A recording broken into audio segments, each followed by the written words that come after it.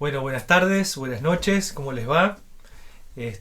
Tratamos de hacer esta clase lo más ameno posible y tratar de pensar que están ustedes enfrente, yo estoy enfrente de ustedes y bueno, lo más parecido a una clase presencial. Estamos estudiando una serie de doctrinas en este tiempo, ha estado enseñando Marcos, Ezequiel, ahora me está tocando a mí. Doctrinas que en la mayoría de los casos por ahí no son tan fáciles de explicar porque estamos tratando de entender justamente quién es Dios, ¿no?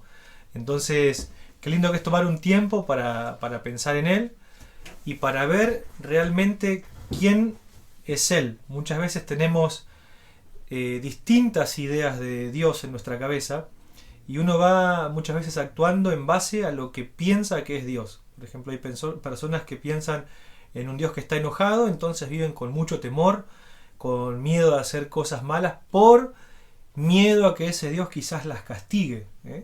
Hay gente que tiene muchos dioses, que uno a veces me ha tocado ir a casas o a negocios, hay veces, que había distintos tipos de dioses y te das cuenta que había personas que creían en varios dioses, por si quizás alguno les fallase, tienen otro, uno en el banco de suplentes, uno de repuesto. Pero qué bueno que es estudiar y ver quién es Dios y qué dice Él de sí mismo. Hace muy poquito, la semana que pasó, comí con un primo mío. Y este primo de chico le encantaban las motos. Le encantaban, él era un motoquero. Era el único que tenía moto en aquel tiempo de nuestro grupo de amigos o de parientes. Y él me decía algo. Él hace poquito volvió a su ruedo, volvió a hacerse el mecánico, el Oreste Berta, el corredor. Y le digo, ahora de viejo volviste con las motos, ¿qué onda vos? ¿Vas a salir a dar vueltas por el mundo? Y él me dijo así, mirá, ¿sabés cómo empezó todo? Miré con mi hijo un programa acerca de, creo que era la Harley Davidson, una de las marcas de moto estadounidense. Y vos sabés que me miré el programa entero y ahí me volvió a encender la chispa, dice, de la pasión por las motos. Y entonces de ahí me enganché y me puse a restaurar y después le hice una a mi hijo y después me preparé una para mí. Y pensaba, ¿no? Yo no comparto la pasión por los fierros, pero me pasó algo parecido con la cacería. De chico mi papá me llevaba a cazar, de muy chico me llevaba a cazar. Y casi todos los domingos íbamos a cazar. Me acuerdo que terminábamos de almorzar y nos íbamos al campo a buscar perdices, liebre o cualquier bicho que camine para que vaya a parar al asador. Y después de grande o de adolescente yo dejé de acompañarlo, ya no quería saber más nada con el campo, hasta que hace unos 7 años atrás empecé a ver unos videos de unos rifles nuevos. Yo tenía un rifle de los viejitos que disparaba medio despacito nomás, unos rifles nuevos impecables, con una potencia bárbara. Y cometí el gran error de empezar a ver videos de cómo cazaban con esos rifles. Cómo mataban conejos, cómo cazaban vizcacha. Y yo digo, ¡fa! ¡Qué polenta! Y me empezó, como dijo el primo, él dijo, se me encendió la chispa. A mí me picó el bichito y dije, me encantaría tener uno de esos rifles. Así que después de tanto mirar video, terminé comprándome un rifle, que todavía lo tengo, y que cada tanto salgo a tirar con ese rifle. ¿Qué pasa? Cuando vos alimentás tu pasión, se enciende una chispa, ya sea de las motos, ya sea con el rifle, y con las cosas de Dios pasa igual. Muchas veces estamos un poco fríos o un poco apagados, y basta con volver a la palabra de Dios, a la fuente, para que nuestra fe se encienda, para que esa chispa se encienda, para que vuelva a surgir esa pasión. Eso había pasado con dos muchachos que iban allí en Lucas capítulo 22, creo que es, camino de Emaús. Estaban tristísimos, tristes porque el Señor había muerto, había sido crucificado, y en un momento el mismo Señor se les aparece, iba hablando con ellos, y ellos no se daban cuenta que era el Señor, y el Señor les empieza a hablar de la palabra de Dios hasta que Él se revela a ellos, y luego Él desaparece, y ellos se dicen el uno al otro: ¿no ardían nuestros corazones cuando Él nos hablaba? Cuando nos abría las Escrituras allí en el camino. Y es la idea un poco de estos estudios, abrir nuestras mentes, abrir nuestros corazones, para ver qué tiene Dios que decir acerca de Él mismo, y por ahí sacar viejas ideas o ideas preconcebidas de Dios, o ideas que quizás nos vendió la televisión de quién es Dios, o ideas que quizás impuso la religión, y ver qué dice Dios acerca de Él mismo. La Biblia es la autobiografía de Dios. La Biblia es la historia de Dios. De hecho, la historia en sí, la historia de la humanidad, la historia de este mundo, de este universo, la historia es su historia. Hay una frase en inglés, los ingleses, los norteamericanos dicen: history is his story, que quiere decir la historia es su historia. O sea, todo se trata de Dios, y en estas clases vamos a tratar de ver justamente un poquito de eso, ver quién es Dios. Y nos ha tocado en estas clases estudiar un poco acerca de la Trinidad, la Trinidad de Dios. Una palabra media rara, media quizás desconocida, que vamos a tratar de explicar en estas clases. Entonces vamos a ver algunos aspectos que debemos aprender y que necesitamos saber y comprender acerca de la Trinidad. Y en primer lugar, vamos a ver imágenes y declaraciones que hay en la Biblia acerca de la Trinidad. Imágenes y declaraciones que hay en la Biblia acerca de la Trinidad. Dice acá el escritor que estamos estudiando: supón que te doy una novela y te comento que es la mejor historia que alguna vez hayas leído, y que el final es lo mejor y lo más sorprendente. Vos tomás el libro, te lo llevás a casa y lo lees solo para descubrir que las dos últimas hojas han sido arrancadas. Te volverías loco. Es parte de nuestra naturaleza el odiar los misterios sin resolver. Nos gusta conocer la solución. Queremos resolverlo todo. Te tengo buenas noticias. No podemos inventar a Dios. Para comprender a Dios completamente, tendríamos que ser tan grande como Dios. O sea, imposible entender a Dios de manera total, de manera completa. Él es infinito, nosotros tenemos una mente finita. Para comprender a Dios deberíamos ser igual que Él. Dice: y todos sabemos lo ridículo que es la idea de ser iguales a Dios. Una de las verdades acerca de Dios que demuestra fuertemente nuestra inhabilidad para comprenderlo es el concepto de la Trinidad. O sea, ya vamos a ir viendo un poquito qué es la Trinidad. Pero es algo difícil porque habla de que Dios es uno, pero a la vez subsiste en tres personas. Vamos a ir avanzando un poquito. Dice: figuras y declaraciones acerca de la Trinidad. No tenés que comprender ni escuchar la verdad acerca de la Trinidad para ser salvo. Sin embargo, el comprenderla es de incalculable valor en nuestra tarea de conocer a Dios realmente como es. O sea, para ser salvos, para poder realmente disfrutar de la salvación, no tenemos que entenderlo todo, ni siquiera el tema de la Trinidad, pero sí que nos va a ayudar mucho para comprender quién es Dios. De eso se trata. Dice así: la doctrina de la Trinidad no se encuentra en un solo versículo de la Biblia. Se halla en un estudio completo de toda la Biblia. O sea, no vamos a ver un pasaje puntual que habla de la Trinidad, sino que es una revelación constante que se hace desde el Antiguo Testamento hasta el Nuevo. Va mostrando que hay un Dios trino, un Dios compuesto por tres personas. Un Dios que es uno, pero compuesto por tres personas. Dice: la figura para San Patricio que para él representa mejor la Trinidad es un trébol de 3 hojas. San Patricio, que fue un santo de la antigüedad, para ilustrar, para traer un poco de claridad a la memoria acerca de decir, bueno, ¿cómo podemos explicar la Trinidad de Dios? Y él agarró un trébol de 3 hojas. El trébol es uno, pero tiene 3 hojas diferentes. Él trataba de explicar a Dios así, de esa manera. Dios es uno, pero compuesto de 3 personas. Dios Padre, Dios Hijo y Dios Espíritu Santo. Y hay otra ilustración que muchas personas utilizan para tratar de traer un poco de claridad o un poco de imaginación en cuanto a la Trinidad, es que ponen el ejemplo del agua. El agua existe, nos enseñaban en química, me acuerdo, en la secundaria. El agua existe en tres estados. El estado líquido es el que nosotros bebemos.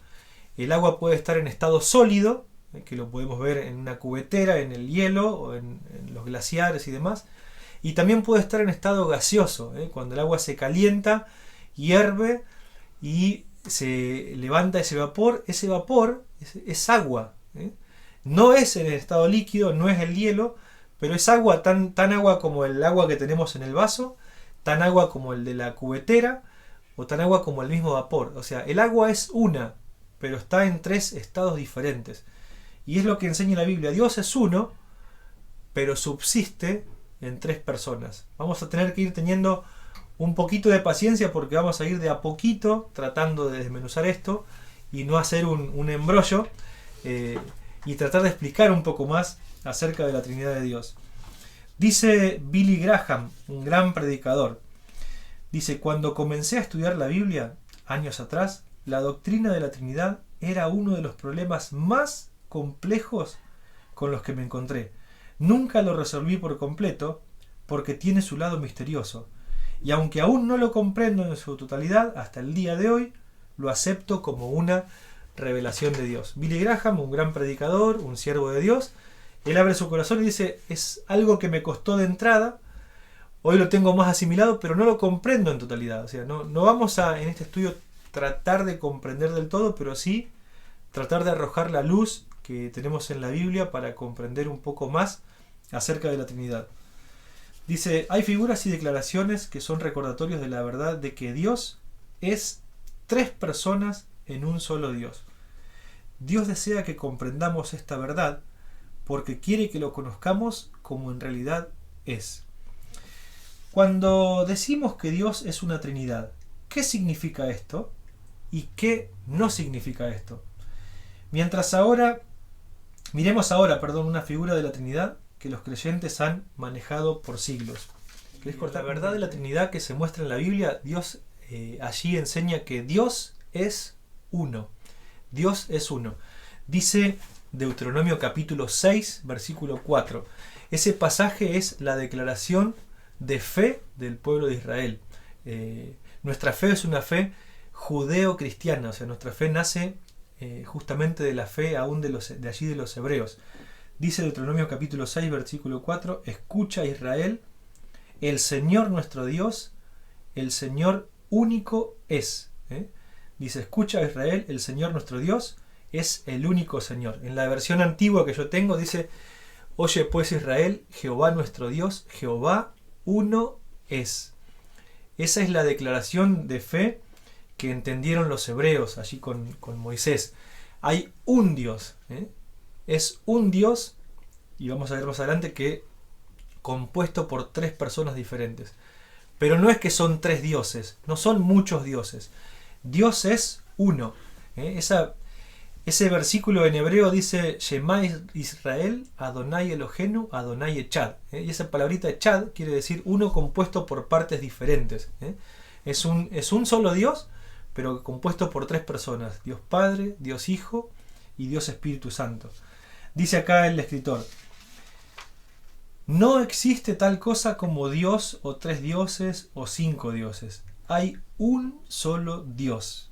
Esta enseñanza está en el núcleo de lo que Dios nos revela de sí mismo en el Antiguo Testamento, aunque en el Nuevo Testamento se nos muestra aún más luz.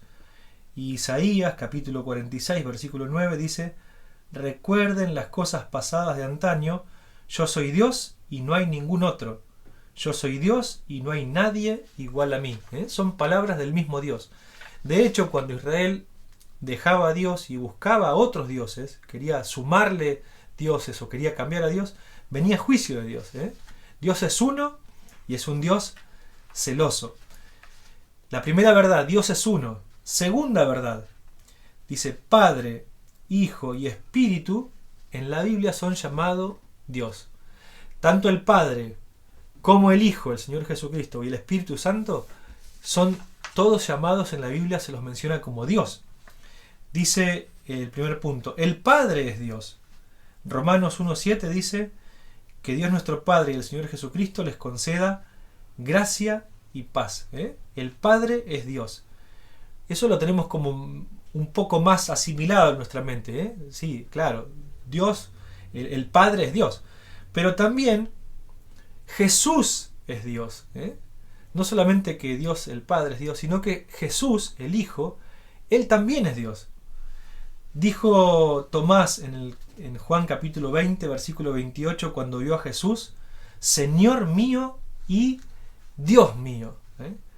En Juan capítulo 20, Tomás llama a Jesús Dios y Jesús no lo niega ni lo reprende. En el Antiguo Testamento, cuando personas querían adorar a ángeles, los ángeles se lo impedían. Y acá cuando Tomás le dice al Señor Jesús, Dios mío, Jesús no lo prohibió. Él aceptó esa adoración justamente porque Él es Dios. Y Él dijo ser Dios.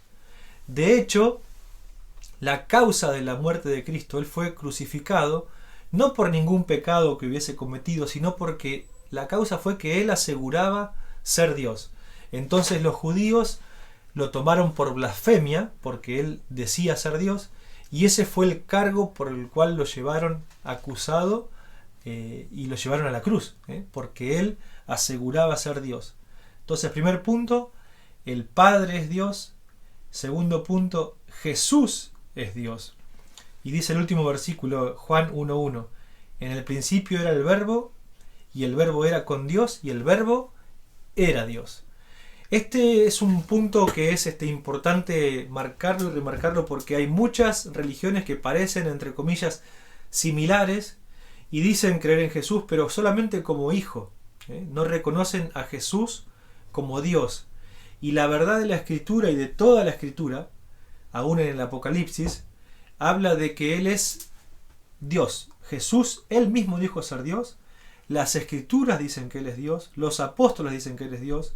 Allí en el libro de Apocalipsis va diciendo que Él es el Alfa y la Omega, el que estuvo muerto y que ahora vive. El Alfa y la Omega se usaba solamente para Dios. Y Dios el Padre nunca estuvo muerto, tampoco el Espíritu. Sí estuvo muerto Cristo por 3 días. Dice, yo soy el que estuve muerto, soy el Alfa y la Omega y el que estuve muerto y ahora vivo. O sea, Él va hablando de que Él, y remarcando y enfatizando y damos la importancia a esta gran verdad de que el Hijo no solamente es Hijo, sino que es Dios. Jesús es Dios. Y en tercer lugar, tercera verdad que aprendemos de la Trinidad en nuestra Biblia es el Espíritu Santo también es Dios. Y creo que la persona del Espíritu Santo es una de las más descuidadas o quizás menos enseñadas o de lo que menos hemos estudiado, pero tanto el Padre como el Hijo, como el Espíritu, los tres en la Biblia, las tres personas, aparecen como Dios. Y muchas veces por ahí tenemos la idea mental, o en nuestra mente, o en nuestra imaginación, que el Espíritu es un espíritu, es un soplo, es algo que, como no se ve, no podemos pensar en la mente o hacernos la idea de que es una persona. Pero la Biblia habla de que el Espíritu Santo es una persona, y es una de las personas de Dios. Fíjense lo que dice Juan capítulo 14, versículos 16 y 17. Está hablando el Señor Jesús y dice, y yo pediré al Padre, y Él les dará otro consolador, para que esté con vosotros para siempre. El Espíritu de verdad, a quien el mundo no puede aceptar, porque no le ve ni le conoce, pero ustedes sí le conocen, porque vive con ustedes y estará con ustedes. Jesús cuando dice que Él va a pedir para que el Padre mande otro consolador, está hablando esa palabra uno de la misma esencia, pero que iba a venir para estar para siempre. Y hablaba allí del Espíritu Santo. Y hablaba que era uno igual que él, o sea, que era el mismo Dios también, el Espíritu Santo. Y hay un pasaje que, en mi opinión, arroja un poco más de luz en cuanto a la persona del Espíritu Santo, que está en el libro de los Hechos. En Hechos capítulo 5, Ananías y Zafira mienten a la iglesia y venden una heredad en una cierta plata, 10.000 digamos hoy, y ellos traen ese dinero a los apóstoles y dicen, queremos donarlo. Y donan 5.000, pero dicen, lo vendimos en 5.000. Y luego son confrontados ellos allí por Pedro, tanto él como ella, y dicen, ¿cuánto vendiste? En 5.000. ¡Pum! Muerto primero el marido. Y después le dicen a Zafira, ¿en cuánto vendiste la heredad? En 5.000. ¡Pum! Muerta también ella. Y después que mueren Pedro, o antes de morir, perdón, Pedro le dice, Ananías, le reclamó Pedro, ¿cómo es posible que Satanás haya llenado tu corazón para que le mintieras al Espíritu Santo? No le has mentido a hombres sino a Dios. Pedro le dice, Ananías, le mentiste al Espíritu Santo. Y en la misma oración le dice, no le mentiste a ningún hombre, le mentiste, y no dice al Espíritu de vuelta, dice, le mentiste a Dios. Estaba haciendo allí igual al Espíritu Santo, haciéndolo igual a Dios. O sea, el Espíritu es Dios. Pedro le estaba enseñando esa verdad a Ananías que pocos segundos después iba a caer desplomado. Dice, Ananías, le mentiste al Espíritu y el Espíritu es Dios. Entonces, ese pasaje allí también nos arroja un poco más de luz y de claridad a la mente como para darnos cuenta, entender y volver a refrescar de que tanto el Padre como el Hijo y el Espíritu, los tres son la persona de Dios. Los tres son Dios. Dice, algunas veces cometemos el error de hablar del Espíritu Santo como si fuese una cosa, pero el Espíritu de Dios es una persona, tanto como el Padre y como el Hijo. Jesús lo deja claro en sus palabras en Juan capítulo 14. Así que el Espíritu Santo es una persona, y es justamente una de las personas que forman la Trinidad. Y la Biblia habla del Espíritu que, como cualquier persona, tiene emociones. Se entristece, se apaga, se le miente. Entonces entendemos que el Padre es Dios, el Hijo, la persona del Hijo es Dios, y el Espíritu Santo también son parte de la persona de Dios. Dice allí, la persona del Espíritu Santo se iguala a Dios a través de toda la Biblia. Y en Hechos capítulo 5, que acabamos de leer, Pedro dice que Ananías le había mentido al Espíritu Santo, y un poquito más adelante menciona que eso es igual a haberle mentido a Dios. Es decir, que habla que el Espíritu Santo y de Dios como la misma persona. Y en tercer lugar vamos a ver que Padre, Hijo y Espíritu, si bien los tres son Dios, los tres son distintos entre sí. Los tres son Dios, pero son distintos entre sí. Como el agua en sus tres estados, los tres son distintos entre sí. Jesús es diferente al Padre. Eso lo podemos ver en la oración del Señor Jesús en Juan capítulo 17. Dice, si Jesús fuera simplemente Dios, es decir, el Padre en una versión temporal y terrestre, cuando oraba, debió haber orado a sí mismo, una imagen bastante ridícula cuando pensamos en ella. Es obvio que mientras Jesús estuvo en la tierra, dependía totalmente del Padre, que estaba en el cielo, una persona distinta de Jesús mismo. O sea, Jesús es diferente al Padre. Cuando Jesús oraba a su Padre. Jesús menciona al Padre como una persona diferente más de 200 veces en el Nuevo Testamento. El Padre envió a su Hijo, Juan 3:17. El Padre ama al Hijo, Juan 3:25. Y el Padre conoce al Hijo y el Hijo conoce al Padre, Juan 10:15. Son claramente diferentes el uno del otro. O sea, tanto el Padre como el Hijo como el Espíritu forman la persona de Dios, pero los tres son distintos entre sí. Y acá estamos remarcando la verdad, de que el Padre y el Hijo son distintos entre sí. Ahora vamos a tratar de dar un poco más de claridad. También el Espíritu es distinto del Padre. El Espíritu es distinto del Padre. El Espíritu es enviado por el Padre. Se dice que son personas diferentes el uno del otro. El Espíritu también es distinto al Padre. Y en tercer lugar, el Hijo es distinto del Espíritu. Jesús no hubiese llamado al Espíritu otro consolador si el Espíritu fuera tan solo el Espíritu de Jesús viniendo a nosotros, pero en forma diferente. Vez tras vez la Biblia usa el lenguaje que demuestra que el Padre, el Hijo y el Espíritu Santo son distintos entre sí. Los tres forman la persona de Dios, pero a la vez los tres son tres diferentes personas. Eso es lo que vamos a estar viendo. La conclusión es esta: Dios es uno en existencia, pero tres en subsistencia. O sea, Dios es uno en existencia, pero subsiste en tres personas diferentes. Si sumamos estas tres verdades, obtendremos este resultado. Fíjense, Dios es uno, ¿sí? Eso es una gran verdad. Dios es uno. Padre, Hijo y Espíritu Santo se llaman Dios. Padre, Hijo y Espíritu también son personas distintas.